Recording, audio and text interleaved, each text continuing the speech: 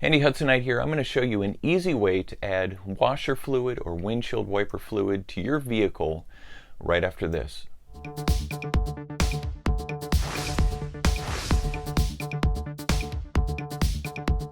Maintaining the proper level of your washer fluid in your car is important because there is an element of safety when it comes to driving in the rain or dry conditions.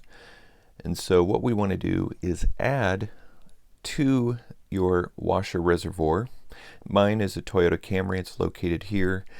You want to take out this filter and check this periodically to make sure it's clean. You can see that mine is clean, so I don't need to clean it any further.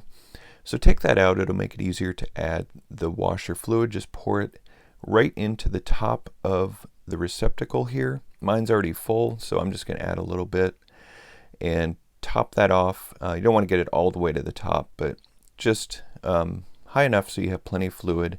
Make sure to snap down the lid there so it doesn't spill out.